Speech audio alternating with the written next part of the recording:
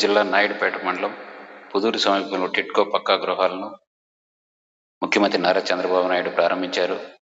ఈ సందర్భంగా లబ్ధిదారులతో ముచ్చటించిన ఆయన వారి చేత గృహప్రవేశాలు చేయించారు. వారికి మిఠాయిలు పంచిపెట్టారు. ఇక్కడ జరిగిన ప్రజావేదికలో ఆయన మాట్లాడుతూ రెండవ దశగా 2.50 లక్షల పక్కా గృహాలు పేదలకు పంపిణీ చేయడం సంతోషకరమని వివరించారు. ఈ సందర్భంగా గత వైకాపా ప్రభుత్వం చేపట్టిన విధ్వంసాన్ని ప్రజలకు వివరించే ప్రయత్నం చేశారు.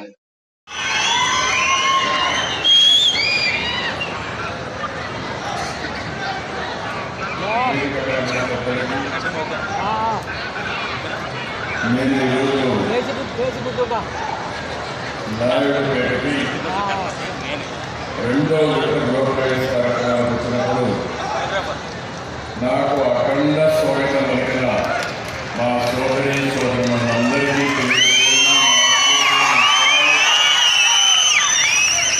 అభినందనలు, శుభాభినందనలు. ఈ మార్చి నెలలో ఈరోజు మరో పండుగ. మొన్నే మనందరం ఉగాది జరుపుకున్నాం. ఉగాది పచ్చడి రుచి చూశాం. నిన్నే రంజాన్ జరుపుకున్నాం.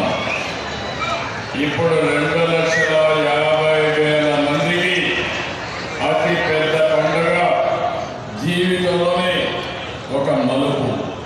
అలాంటి పండుగ జరుపుకున్న సందర్భంగా మీ ముఖంలో ఆనందం చూస్తే నాకెంతో ఆనందంగా ఉంది.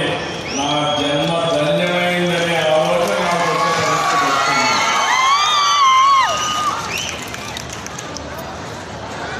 ఇప్పుడు మనందరూ చూస్తే ఇల్లు అనేది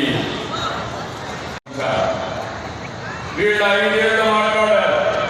వీళ్ళు కట్టిన 5 ఏళ్లలో 6,50,000 ఇల్లు కట్టారు. ఈరోజు 21 నెలలో 5,50,000 ఇల్లు కట్టాం. మళ్ళీ ఇంకొక పక్క మీద చూస్తే రేపు రాబోయే రోజుల్లో ఇంకొక 4,50,000 కట్టి దగ్గర దగ్గర 10 లక్షల ఇల్లు ఈ డిసెంబర్ లోపల పూర్తి చేసే బాధ్యత మాదని మరొకసారి ఆలోచిస్తున్నా. విద్యాస్థానాన్ని ఒకసారి గుర్తుపెట్టుకోవాలి. గత ప్రభుత్వంలో ఎన్టీఆర్ హౌసింగ్ 4,73,000 ఇల్లు ఇస్తే దాన్ని రద్దు చేసే పరిస్థితికి వచ్చారు. 2,73,000 మంది పేదవాళ్ళు ఇల్లు కట్టుకుంటే వాళ్ళకు డబ్బులు ఇవ్వకుండా 920 కోట్ల రూపాయలు కొట్టే పరిస్థితికి వచ్చారు. అంటే ఆ రోజు మీరు గుర్తుపెట్టుకోవాలి, ఎక్కడ క్యారెక్టర్ అసాసినేషన్ చేసే విధంగా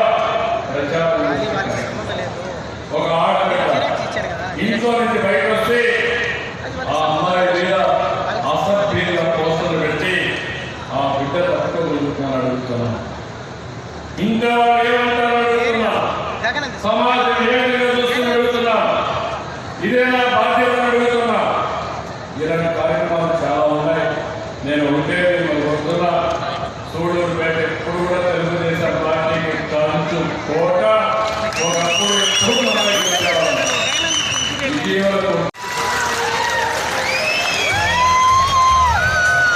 ప్రతి లబ్ధిదారుని మోగులు చిరునవ్వులు పూయించేలా, మరి వారి జీవితాల్లో కొత్త ఆశలు చిగురించేలా జరుగుతున్నటువంటి ఈ వేడుక ఒక రాష్ట్రంలోనే ఒక చరిత్ర, ఒక మహోదయం.